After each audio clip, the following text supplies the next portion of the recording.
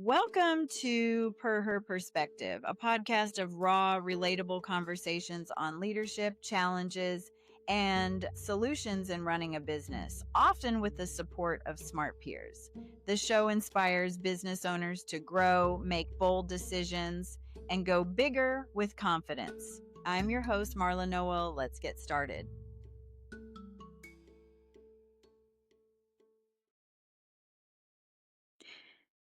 Welcome to PerHer Perspective. My name is Marla Noel, and I'm going to talk to you today about the art of delegation. The art of delegation. Such an important thing. If you want to grow, you must learn to let go. But yes, I am always telling my clients it takes time to make time. It takes time to make time. If we learn how to delegate, that will help us make time for ourselves. No delegation means limited employee growth. No business growth past your ability to manage what you're doing and the revenue of the business. There's no way to get to the next level. If you want to grow, you must learn to let go. I'm going to talk about why, how, and what very briefly. There's a lot to learn about delegating. However, we have to start somewhere. Let's start now. Why delegate? Delegation grows your team. It grows your team. They learn more. They're able to understand what is important about your business. And beyond their initial responsibility, they get a sense of accomplishment by learning something else that you're going to teach them by delegating to them. And they may someday be able to run your business. So if you give away some of your responsibility, giving you more time to work on the business versus in the business, it helps us to have a chance to create strategic planning, which, a lot of business owners don't know what strategic planning is, but it really is getting clear in your head what's the most profitable thing to work on or have as far as revenue, who is important in your business, what you should do with some of your clients. So strategic planning is an essential to growing your business. And really, if you're so buried by what you're doing on a day-to-day basis, you're not going to be able to do good strategic planning. You need to be able to work on the business instead of in the business. What's important is planning and forecasting for the next 1 year and 5 years, and then think about what could be coming down the pike 10 years from now.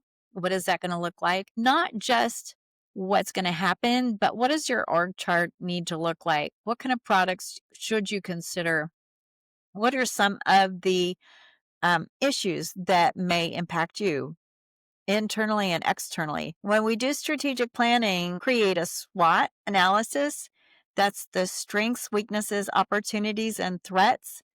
And if you're not looking at what those are, you may be missing something that's going to impact you in a significant way without being prepared to do anything about it. So the more you let go, the more you find you can grow. Now, I'm not going to say that delegating is easy. It is hard, especially if you're not used to doing this. But with each experience, you're going to learn. You're going to learn a little something. It helps to be good with people. And I can't say that's one of my strengths. Sometimes my expectations are here instead of where they should be. And, but if you are good with people, it'll be easier for you to learn to delegate. So I can tell you, since it was harder for me, I don't always see what is impacting people. Then I learned some of my lessons the hard way. I don't want you to do that. Some wise person said to me, when people actually tell you who they are, believe them. And I have had people tell me they want additional responsibilities. And when I try to give them or delegate more responsibilities to them, then they back up when you're attempting to delegate. Those people really don't want to learn. They're not serious about learning. So, and accept that people are going to make mistakes. And that's one thing that I learned very early on. Accept the mistakes and understand what the mistakes are. And sometimes people will surprise you like, wow, I never thought somebody could make that mistake. but it's really understanding mistakes. And when somebody I was working with made a mistake, it was frequently because I did not do a good job explaining the task, training the responsibility. So it'd be my fault. What we want to do is minimize the damage by double checking the work and creating checklists along the way about what's important and identify where mistakes can happen and really look for the mistakes that can be costly. You know what they are. I was, again, occasionally surprised by a new mistake I hadn't thought about or anticipated. But for the most part, you know what the mistakes are going to be because you probably made them when you were learning the same responsibility. Once you find a hire or an existing employee that you can delegate to, you need to learn to trust that they can do the job. And this is a real challenge for small business owners to be able to trust other people. I was talking to somebody in a previous podcast who talked about how hard that was for her to initially trust and actually had to go to therapy for it. If that's what you need, then that's going to be your one of your strategies for growing your business. Learn how to trust people. And there's a methodology that you can use. There's a methodology that I used to once I hired somebody for a particular job to be able to trust them eventually. One position that I think is very difficult as far as the trust factor is a CFO. Why? Because they are working with money. And so, and they have their mitts on a lot of critical data. So if they make mistakes or if they are not trustworthy to keep things confidential, that's a huge problem. When I hired a rock star CFO many years ago, and before I hired that person, I tested for basic accounting skills. Do they know their debits and credits? A lot of people will tell you when they're interviewing for the CFO position that they know them because they've been using QuickBooks. Well, that is not a good necessarily training ground for understanding true accounting. So use some sort of basic accounting test to make sure that you're hiring the right person for that position. I even had a client who used a recruiting firm that specialized in accounting. And of the 12 people that they sent to my client for a CFO position, 8 of them failed a basic accounting test. 8 failed a basic accounting test. So that tells you how many people think that they know accounting when they really don't. And believe me, this test is not difficult. If there are a group of people in a CPA firm, they all take that test, they're all going to be able to pass the test. Has to make sure that these people have the right accounting skills. When I interviewed this guy, again, he passed the test with flying colors. And when I talked to him, I thought, wow, he is smarter than I am. And he'll be able to take my job someday, which is when you're running a business, that's okay. Because that gives you an opportunity to grow the business. I thought he was smarter than me. And that's what you want to hire, that somebody that's smarter than you are. In his first 90 days, and this is something that I find to be effective, keeping my thumb on a person until I know I can trust them and I see that they have the same values. So people will tell you they have your values but it's really only through working with them and watching them that you see that that's true or not. And again, that saying, when people tell you who they are, believe them.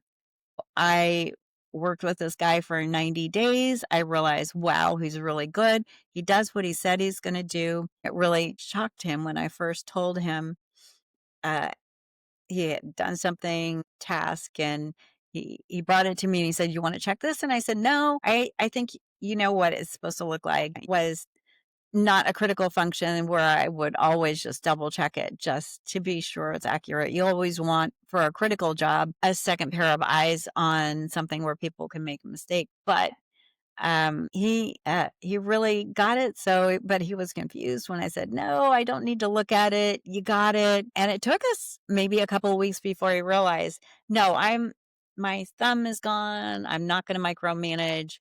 You do what you need to do as a CFO." And I think as long as I thought I had told him that that's what I did, that I would keep my thumb on him for 90 days, but I guess he didn't believe me. Make sure that somebody understands that you're going to do that and then 90 days. If you think that they have the right values and they're doing a good job and you can trust them, then let them go. It again, double check every once in a while for the critical factors to make sure that things are done right because everybody makes mistakes. You want the skills that match the job. You want the skills that match whatever task you need to delegate. You need to hire right by testing and double checking. And there's a thing called the STAR questions. When you're interviewing them, they're great to use. Those interview questions tell you a lot about a person. I was interviewing a person once, and this is for not a low level position in the organization. And the person ended up telling me about a knockdown drag out fight that she had with a person in a retail store, which I don't know why people tell me things, but they do. Needless to say, we didn't hire that person. Asking about the situation, um, you know, what happened when you. My favorite question is tell me about a mistake you made. What happened and what did you do about it? And if somebody tells me that they didn't, oh, they can't think of a mistake that they made, I know they're lying and I probably won't hire them because everybody makes mistakes. And I have listened to people talk about a mistake that they made, the situation, and in their explanation, blame the mistake on somebody else. Also, not good. Red flags should be going off in your head if you're hearing that kind of a thing. We need the right skills. And if we're going to delegate, what is that so that we can be confident that the person that we're delegating to is able to do the task we're trying to delegate? When we're onboarding somebody that is going to take a critical role, then how do you integrate the person into the role? Have clear SOPs, standard operating procedures. You'd be surprised how many businesses do not have these. That's such a basic.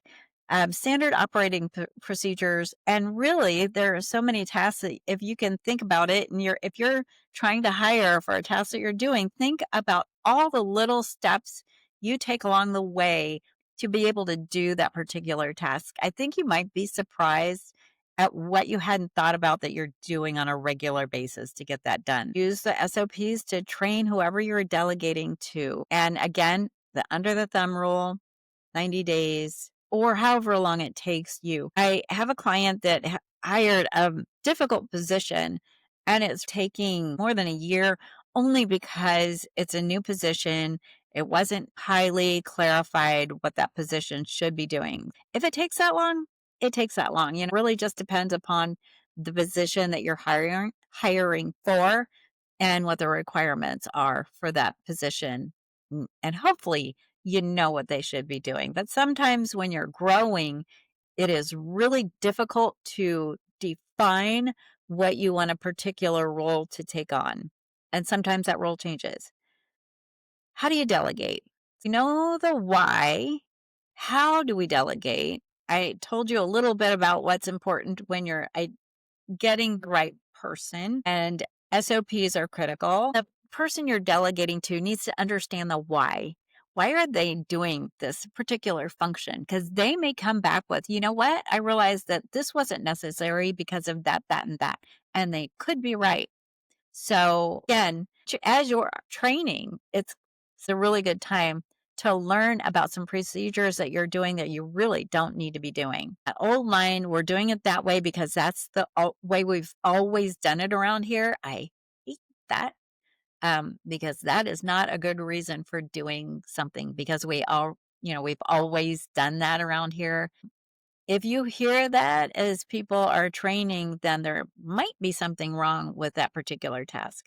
Be careful regarding the steps, the SOPs, the standard operating procedures.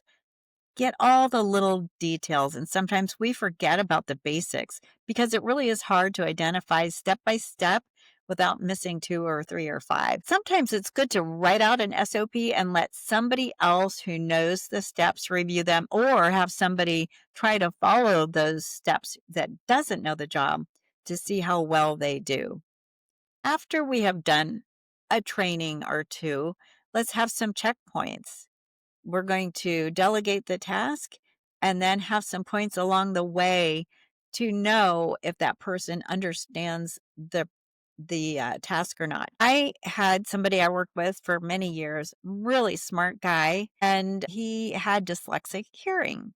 Didn't even know it was a thing. He got the instructions backwards frequently. We learned as we were working together that sometimes I needed to say, after I delegated a project, "What did you hear me say?" That seems condescending, but we both agreed he didn't always get it the first time, and I am not the world's best at explaining tasks and figuring out SOPs. We agreed that that was okay. He's fine with repeating, and when he would give me that this is what I heard you say, if it was a little incorrect, then we could correct it, and then he'd be able to do the project. Very smart guy, but it was just one of those things. How do you communicate what it is that you're delegating? How do you communicate? First, I have to share my expectations. What do I want the end product to look like? Make sure they understand what that end product looks like. When do I want it done by? Because a lot of times we'll give somebody a responsibility and we won't tell them, I want this done by the end of next week. If we don't give them a timeline, then shame on us. We need to give people, what it is, clear expectations, and then when do I expect it? Now, when I'm giving somebody a responsibility and I'm training, people learn in many different ways. What I understand, the basics are written, verbal, and demonstration, or seeing how it's actually done. Written, verbal, and demonstration, or seeing how it's actually done. I'm sure there are many other ways of learning, but these are the basics that I've worked with over the years. And I don't recommend ever training somebody just verbally or just with a written sheet of paper, hand it to somebody, say, read this and you'll know what to do. No, no, no, no. And it's really optimum to give somebody a written set of instructions or SOPs, go through it verbally so that you can explain the SOPs. You'll probably find a step or two that you missed. And then demonstration, if you can. All three are really helpful in training somebody to be able to take over your responsibility or take over that task. And then listen to the questions. What is it that they don't understand about what you're trying to tell them? What do they not understand about what you're trying to tell them? And watch for how they learn, because that will tell you if somebody understands by reading something. Then every time you train that person for anything, that you have it written down. Listen to what is said and not said. Listen to what is said and not said. Sometimes if there are no questions at all, then that could be a problem. And that might tell you that maybe they really don't want to learn. And maybe they don't have a commitment to be taking over that responsibility. What are they saying and what are they not saying? Really important. Do they demonstrate the behavior you'd expect from somebody who wants additional responsibility? Hopefully they do. When I'm training somebody, some of the check-ins is to ensure that somebody understands the job. And when I'm doing that, it's so critical to be respectful. If it seems that I am condescending in any way, what do you think happens to the person I'm training? They won't ask questions. They'll be afraid to ask questions because they'll be afraid that they're going to look stupid. You may even want to give them some questions to ask to make sure that they understand the job. A good person will understand that if there is a misunderstanding, they can correct the misunderstanding and continue on to be sure the task is clear. But again, we're all human beings, and frequently, particularly in a new position, your trainee might not be comfortable, might feel a little threatened by asking questions. Have your check-ins and be respectful when your trainee is asking questions and encourage the questions, please. There should be no stupid questions. Now, if you have trained this person 3 times and they still don't get it, then maybe there's a problem. Maybe they are not the right person for the job. Maybe 5 times. I shouldn't say just 3 times because depends on the complexity of the job. If it's a very difficult thing that you're training for, it might take showing them 10 times, but you have to understand again what it takes to have somebody learn the job. And for business owners out there, I want you to be understanding about the level of skill sets. Because you're the business owner, you probably are a rock star.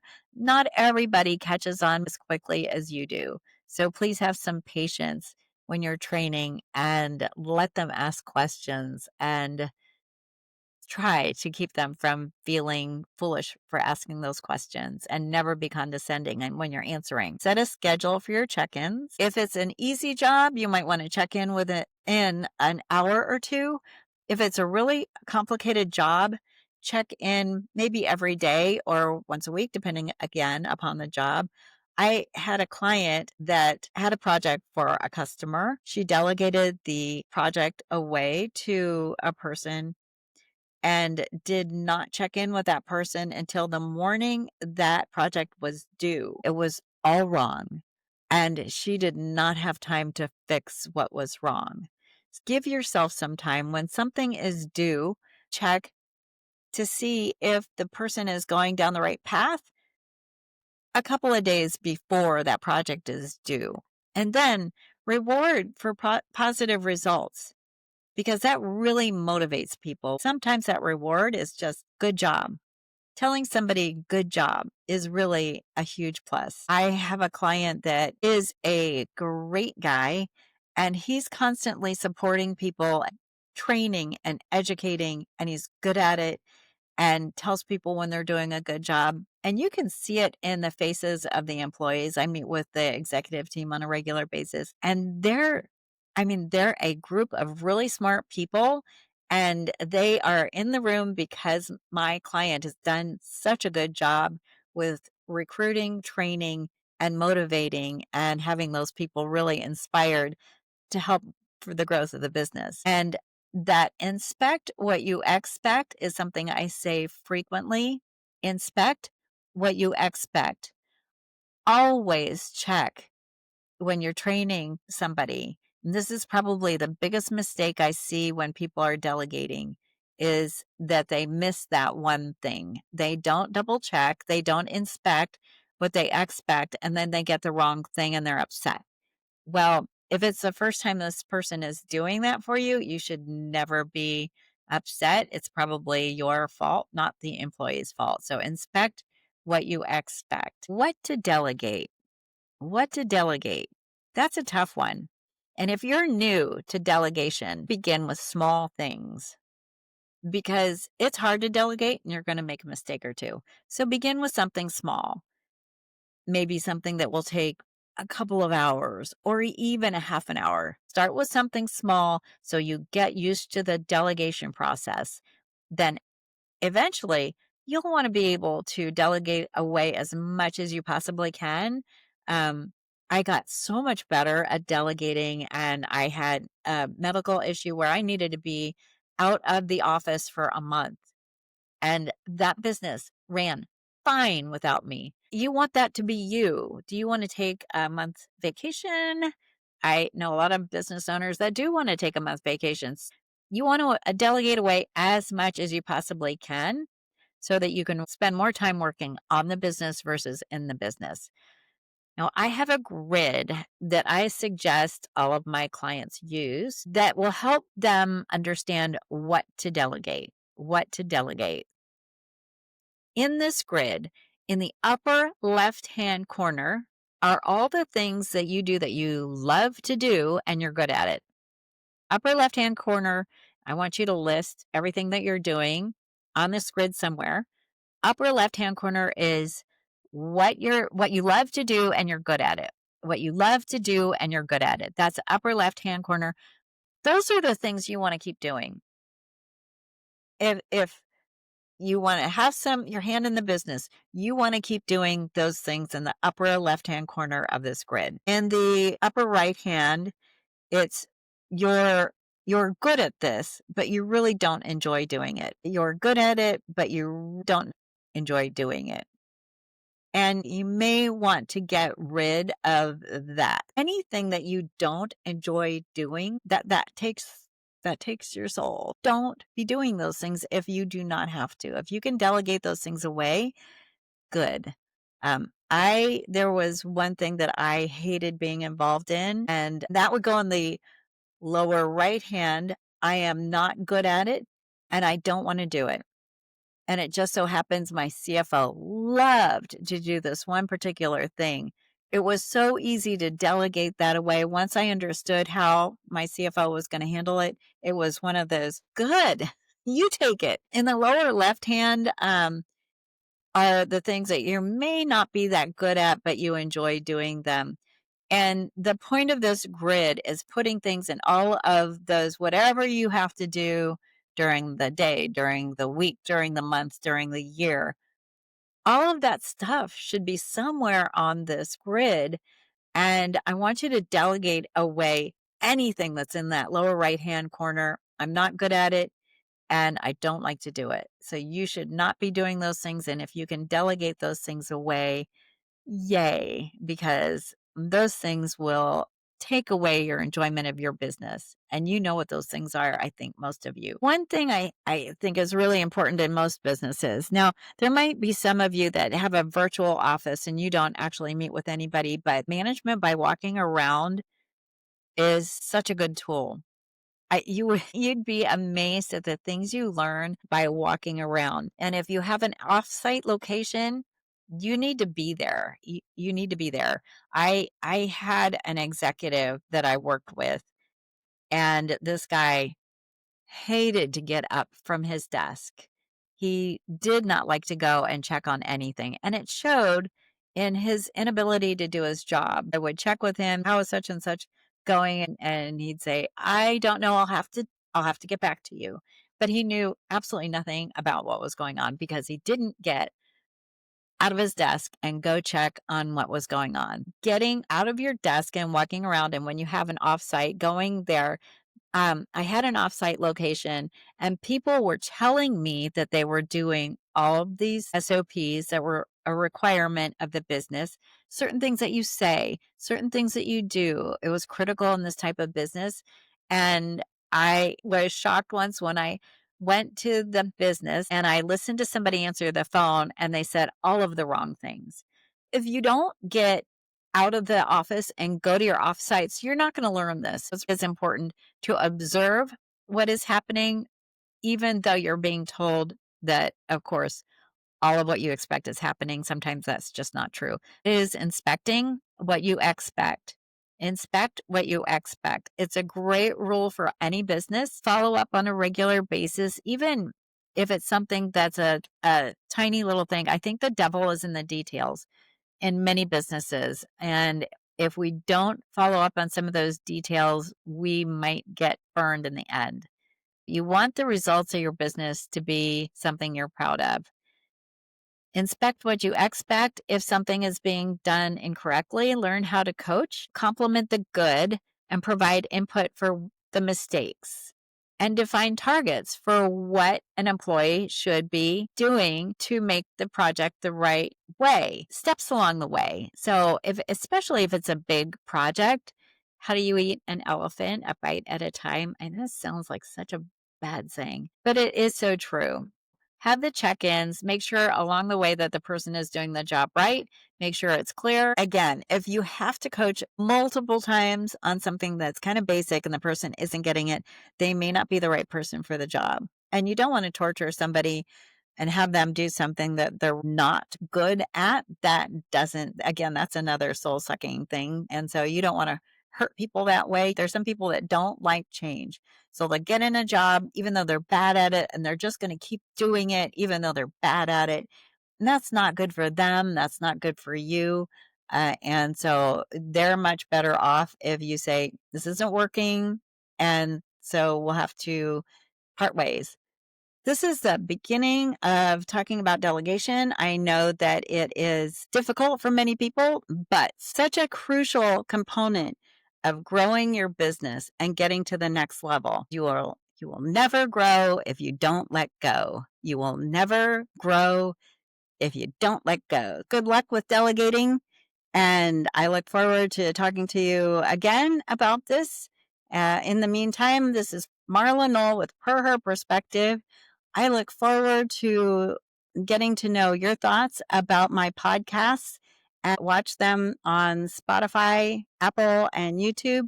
And if you like these podcasts, subscribe and certainly like the podcast. Thank you. You've been listening to PerHer Perspective. I'm your host, Marla Noel. If you enjoyed this episode, be sure to follow the podcast so you don't miss what's next. To go deeper, check out my book, Drama Free Management, a practical guide to moving teams from high drama and low performance to low drama and exciting results. To connect with me, visit my website, ocgrowthadvisors.com. Until next time, keep leading with purpose and perspective.